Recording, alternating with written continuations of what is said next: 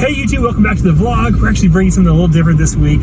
I am flying up to DC for some meetings, and we have a chance to actually film at and showcase another breeder, and it's actually called Showcase Serpents, so it's perfect for that. A cool opportunity to introduce someone else to the vlog and let you guys see other people who are doing it well, and just showcase their projects a little bit. So let's fly up there and check out their place.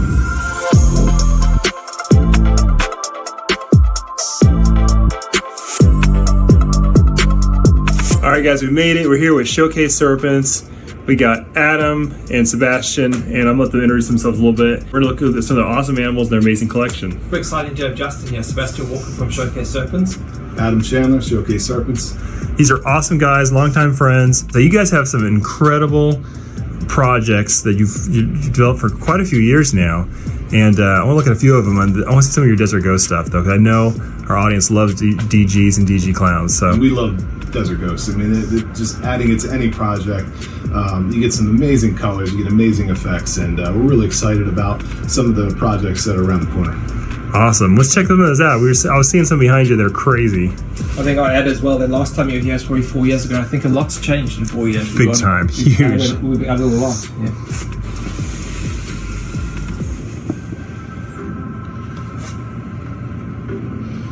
That thing's crazy.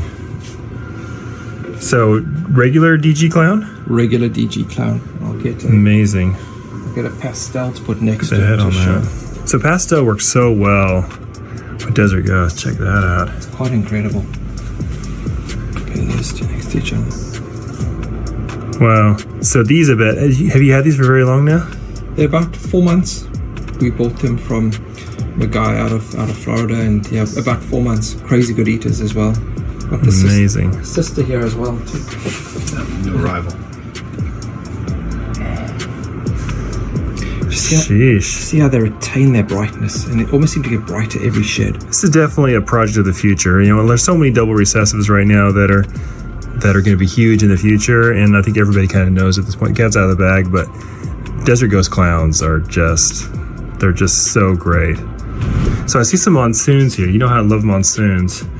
We got, there's a boy over here. Let's take a look at that one. Monsoon's another project that we're very excited about. Monsoon on its own looks great, but just imagining having it crossed with some other genes, it's very exciting. Right. So, what do you think is going to really unlock the monsoon in your opinion? Like, what are you excited to put it with? Ultramel would be a monarch. Those melanistic projects. Desert Ghost would be I think would have a very nice effect on it. So what I hear you saying is changing the color. Absolutely, even lavender. So far, from the combos I've seen, it looks like it may be hard to kind of change the pattern much. Some of the combos, they seem like they just retain the pattern. Maybe it's hard to manipulate it. Even the leopard one, I think Billy at Mutation Creation made a leopard version. It wasn't that different, like pattern-wise. So maybe it's such a strong pattern that really it's all about the colors, you know? I think the DG one, like you mentioned, would be crazy. Steer it towards things that are just going to bring out that unique pattern. Right. And not try to override. Right. It's got such a great pattern, you don't want to mess with it too much, probably, huh? Yeah. So for the DG clown project, I saw this animal here. Blackhead Inchy Clown het DG. That's crazy. This is another one we're very excited about. Now, I think I bought one of this from this clutch. I actually got one from you. You did indeed. I think you got an Inchy Blackhead double head from us. Yes, you were holding out on the good stuff. I got the double head. No, that's awesome. Look at her. Actually, it's a boy, isn't it? It's a boy. Sheesh. Inchy. So this will be crazy as a Desert Ghost. I cannot imagine what that would look like. Yeah, it's going to have such rich colors. You know, there's so much richness here in the back here. There's the depth of it. And gets richer every shed. That's incredible. Even though it's not Desert Ghost, just that head keeps it. And then his sister here, to compare the two, Blackhead Clown. You can see the head. See the difference in the heads. You know, it'd be amazing to see these as DGs, but can you imagine the super blackhead? Yes. We don't even know here's the crazy thing is we don't even know what a super blackhead clown looks like. Yes. At all. And here you guys have a chance, probably in about a year, to not only shoot for that, but to shoot for that with Desert Ghost. That's true. An incredible opportunity. All right, so this is a DG Pied. I see right next to it here, you have a pastel DG Pied. That one's a shed. Pastel works so good with Desert Ghost. It doesn't matter if it's in a pied or in a clown. So well. Wow, the Desert Ghost just seems to amplify the color. Makes everything better, you know. Everybody says, well, what's the best gene? I think you could go a lot of ways with that, but you can make a strong case for Desert Ghost being the best, solely based on the fact that there is nothing that it doesn't work with, right? There's a lot of other genes that they're incredible, they do amazing things, but you don't want to mix it with that, or you don't want to mix it with this, or it doesn't work with that. Desert Ghost is just a blanket, just put it in everything. If you want a no-brainer gene to buy or to have, it's the Desert Ghost.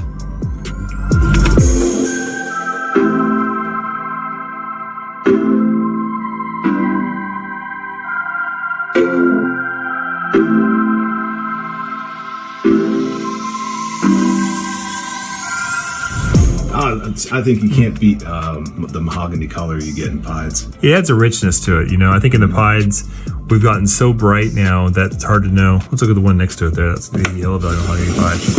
We've gotten so bright that we're almost at a point where, like, how can we possibly get any brighter?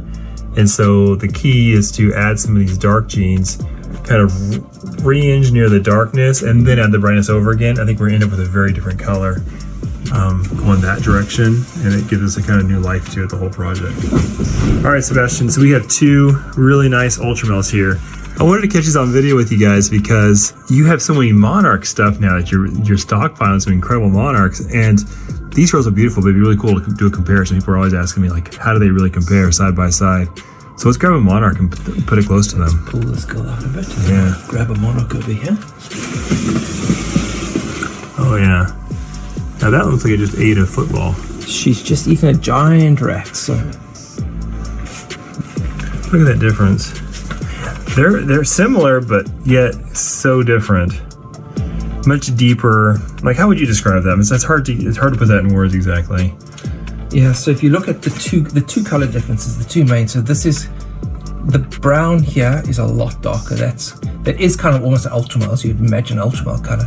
This is a lot darker. There's much bigger contrast. The yellow is much yellow. Here, there's much less contrast between the two colors. Here, you get more of a much sharper contrast. Animal. Yeah, it seems like too, and I'm not sure if it's an actual feature of them. Maybe you guys can comment below. But it seems like the Monarchs seem to have these bigger keyholes in them in some of the combos I've seen. Maybe like there's some pattern element to it, maybe perhaps. That's absolutely true. I've seen that consistently. This one over here has reasonable sized keyholes, but consistently with the Monarchs. I'll just grab the male we've got and let's see. So this one, does that one have pastel? He's got pastel. Boy, it's so beautiful still. Pastel really works with that, doesn't it? Goes so well with Monarch. Sometimes you guys probably think I'm giving pastel a hard time, and I don't have a ton of pastels left in my collection because for a lot of the oranges, and we're working on in the clowns and pieds, the pastel kind of subverts that a little bit. But there's some things works really well with the Desert Ghost, like we looked at. Works great with the Monarchs, really great. Works good with the G-stripe stuff. Sometimes some of that stuff looks really good with pastel too. There you go. It's a perfect example. Get pastel with what's that? Desert Ghost as well. Genetic stripe Desert Ghost. Wow, tree stripe's making a big comeback. It really is. I really feel that way. With Desert Ghost and with Clown in the G-stripe, it's like completely revolutionized what we can do with that, or what possibilities are. You know, we sold all of our genetic stripe stuff probably 3-4 years ago. In the Big Purge. In the Big Purge, when we got rid of... What's the Big Purge? The Big Purge, where we got rid of 85% of our collection and started again. Just retooled, basically? Retooled. We combined our collections together. Okay. What we ended up with was lots of animals, lots of great animals, but so many different projects. It was very unfocused. We had to pretty much start over, pick which projects we were going to work with and sell everything else off. So it happens a lot in people's collections where they have to do that at some point. They learn a lot of initial lessons in the collection building, and then they retool at some point, and then they just kick butt afterwards. So what's the lesson that you pass on to those who find themselves in a similar situation? Well, I'll say what's worked for us, and everyone's got a different model. But for us, the model that worked was quality over quantity. have far fewer snakes of the highest possible quality. Buy females that you can use not just for 1 or 2 years and then sell them after they've bred because you run out of space, but buy females that you could use again and again. A female like this one we got here with the Desert Ghost genetic stripe, this can go to 6-7 different males over the next 5 years. That's exactly right. We can reuse this female again and again. Whereas if you're buying a female that, you know, pastel pied or something like that, and we've still got many of those, that really don't have a long-term outlook for us on our projects. We can't use them with multiple males again and again. So those powerful females, and we've invested heavily in powerful females that we can reuse again and again. That's a great perspective. I think a lot of people, I know sometimes I talk to people and they're like, I can't buy that girl. I don't know what I'm going to do with it. Like, you will figure out what to do with it. If it's the right girl and it's solid, it's not really about what you're going to do with it the first year. You have year after year after year, and the amount of opportunities that are going to present themselves after the first year and after the second year as your males get better and better, you're going to be able to leverage that girl in ways you cannot imagine if she's a quality girl, right? So just buy the quality girl, let it work its way out, versus buying stuff that you know you can use right away, but they're just a flash in the pan kind of things. Absolutely right. And we have some idea what we're going to do with this girl next year if she's up to weight. Sure. But no idea in 2-3 years' time. We've got plans. Because the things you're going to have at that point, you can't even imagine how good they're going to be. We can't predict. Right, based on some of the stuff up here, I can tell you they're going to be really, really good. They're really good options. So, awesome. This is good stuff.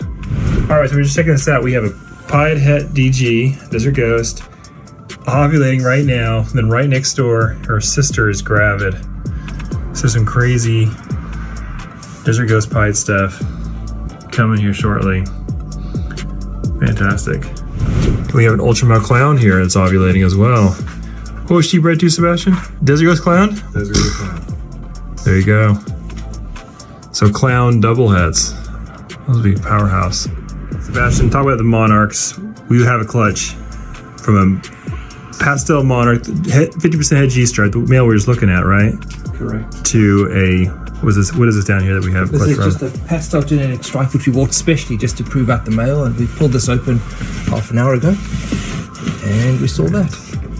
She is all about those eggs. Awesome. So now you'll know if your male is head G-stripe. That'll be killer. So hey guys, thanks so much for showing me around. What an honor to come check out your facility.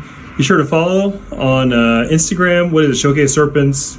IG's just like it sounds. Exactly right. Exactly right. Pleasure having you. Don't wait 3 years to come back again. I'll try not to. All right, that's it. We're back home. We had a great time, and thank you, Sebastian and Adam, for hosting me. It's always a blast. And you guys saw a really, really cool collection. Some great stuff started. And it's always interesting to kind of get the perspective of somebody who's built a collection and maybe retooled along the way, what lessons they learned. And I hope you got some of that from this video. All those crazy Desert Ghost girls, you know what they're missing is some crazy, crazy DG clown male. And actually hooking them up with something really, really great. I'm gonna let them show you on their vlog when they get it.